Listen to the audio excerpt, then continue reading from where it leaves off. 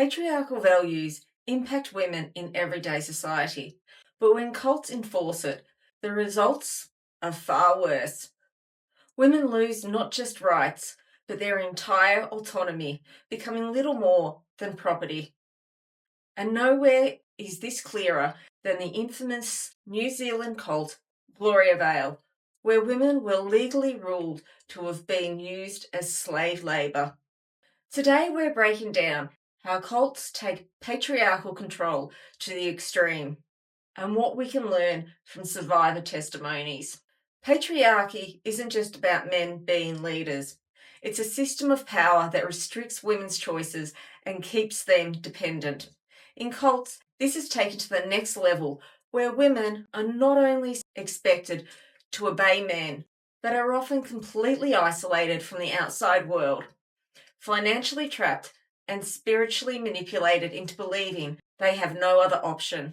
The root cause of extreme patriarchy in cults often has spiritual justification, with cult leaders claiming that male dominance is God's will, and women are told that questioning authority is rebellion against God.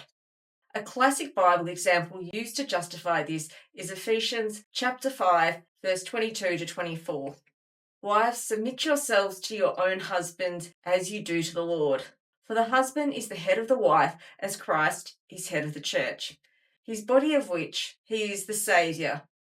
Now, as the church submits to Christ, so too women should submit to their husbands in everything. Taken to the extreme, this leads to economic dependence, forced labour, coerced marriages, and sexual exploitation. In Gloriavale, leaders write lists of all the children and pair them up with betrothal matches. On one hand, this is done for practical reasons, because the closed commune consists of several family groups and avoiding close relatives marrying each other is a valid concern. On the other hand, it is used as a means of control. The young man approaches leadership saying they feel ready to marry, then they'll be given a couple of women to choose from. The women's desires are not given as much attention, and if they're told to marry someone, then the possibility of objecting is low to non-existent. And once the nuptials are done, there's no turning back, because divorce is a no-no. In one instance, a young girl was sent to India, where she was promised to a man she'd never met before. And there are several reports of husbands abusing their wives physically, sexually, and mentally. Forced labour and economic dependence often goes hand in hand. When this happens, women are denied financial independence, and in cases like Gloriavale, women are forced to work in exhausting conditions while having no control over money. None of this is speculation. Survivors from Gloriavale have told us exactly how this plays out in real life. If you have access to ABC iView, I highly recommend watching Escaping Utopia. So, a few more basic details about Gloriavale. It is a Christian cult in New Zealand that was founded in the 1960s by Neville Cooper, who, by the way, also went to prison for sexual assault. The community he established operates under strict gender roles, where men control every aspect of life. Women are expected to have as many children as possible and perform grueling physical labour. In 2023, 6 ex-members brought their stories to the New Zealand High Court, where it became official. Women at Gloriavale were not just obedient wives, they were legally considered slaves. The ruling acknowledged that these women were systematically coerced into long hours with no pay and under harsh conditions, essentially treating them as unpaid labourers despite the cult's claim of being a Christian community.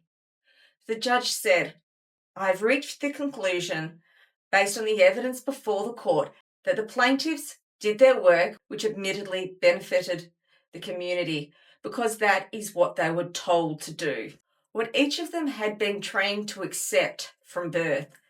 And the consequences of not doing what was expected were dire and well known. Exclusion from the community, from all that was familiar, from family and friends, and into a world they knew little about, were ill-equipped to navigate, and had been taught to fear.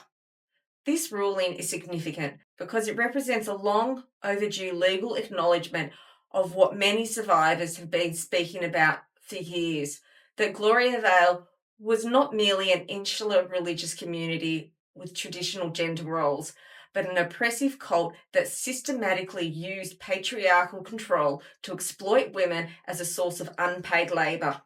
For decades, former members and advocates had been raising concerns about the extreme restrictions placed on women, the lack of autonomy, and the coercive conditions that forced them into a life of servitude under the guise of religious duty. By legally affirming that Gloriavale's treatment of women constituted labour exploitation, a critical precedent for holding similar groups accountable has been set. It underscores the inherent dangers of patriarchal structures when reinforced by religious absolutism, where obedience is framed as a spiritual obligation and dissent is met with severe social and psychological penalties. The case also serves as a stark reminder of how coercive control, typically recognised in contexts like domestic abuse, can be wielded on a much larger scale within cult-like environments. Beyond its immediate implications for Gloriavale, this ruling sends a broader message about the need for vigilance in identifying and addressing systematic abuses hidden behind religious or ideological justifications. It validates the voices of survivors who were long dismissed and silenced, and reinforces the importance of legal and social mechanisms to protect individuals from such exploitation in the future.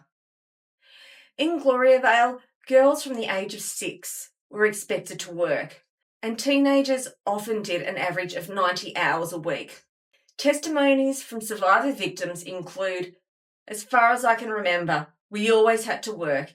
It was work or get told off and get into trouble. I always felt owned by them. No matter how much work I did, it only ever amounted to my bed, my clothes, and my food." And this one, "I just wanted my life to be over because I was miserable. I thought that was the only way out of Gloriavale because I wasn't allowed to leave." 12-year-olds getting up at 4 o'clock in the morning, doing washing, ironing, and folding clothes for the entire community was a normal everyday routine. And if they complained, they'd be told it was God's work and that women were created to serve. These young girls and women had no access to education except for basic homeschooling. They had no access to money, and if they wanted to leave, they had no resources or knowledge of the world outside their compound. Having as many children as possible and being obedient to their husbands were consistent messages, and if they resisted, they would be told they were being sinful and ungrateful. Cults like Gloriavale show us what happens when patriarchal control is left unchecked. The idea that women should be obedient, silent, and submissive might seem traditional to some. And while I have no doubt some women do enjoy traditional gender roles, when it is promoted as being universal or the only way women should behave, then it leads to full-blown coercion, forced labour, and abuse. Extreme cases like Gloriavale don't exist in isolation. They are simply the logical conclusion of patriarchal ideology taken to its extreme, and similar patterns can be found in other cults and high control groups across the world. For example, the FLDS, Fundamentalist Church of Jesus Christ, or Latter-day Saints, under Warren Jeffs, operated with a strict patriarchal structure where women and girls were treated as property, forced into polygamous marriages, and stripped of autonomy. Dissent was met with severe punishment, and girls as young as 12 were married off to older men under the guise of divine will. Similarly, the 12 tribes enforces rigid gender roles, expecting women to submit entirely to their husbands and dedicate their lives to childbearing and domestic labour. Education for girls is discouraged, and obedience is framed as a direct requirement for salvation.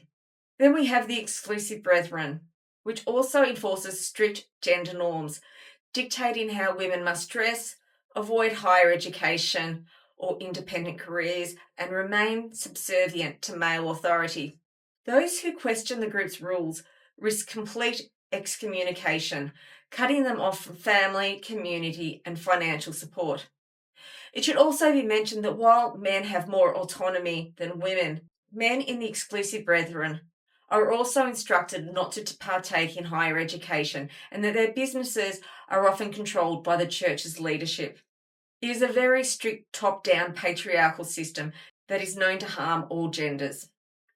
As Judith Herman points out in Trauma and Recovery, the Aftermath of Violence, from Domestic Abuse to Political Terror, women being treated as inferior is more likely to occur when attitudes of male supremacy go unchecked in the broader spheres of society. While Herman primarily focuses on trauma, domestic violence, and political terror, her work supports the broader argument that when patriarchal attitudes are normalized in mainstream society, they create an environment where extreme manifestations, such as those seen in cults, are more likely to develop. These groups, despite their different beliefs and cultural contexts, all demonstrate the same functional pattern: patriarchal control justified by religious or ideological dogma, which is used as a tool to subjugate women and maintain strict social hierarchies. This pattern is not a coincidence. It is the natural outcome of male dominance. Survivors of Gloriavale fought to have their experiences legally recognised, but many cult victims are still trapped. And when I receive comments like this from American conservatives who think they have the right to push their fundamentalist Christian values on me, which I must add are based on ridiculous conspiracy theories, I think it's really important for everyone to understand what happens to women when extreme patriarchy is allowed to flourish unchallenged. I'm in the process of working on a long video that addresses this type of coercive control in conjunction with an overview of the history of patriarchal oppression. So in the meantime, if you want to learn more about cult dynamics, check out my other videos. Links to articles and documentaries about Gloriavale are in the comment section. See you next time.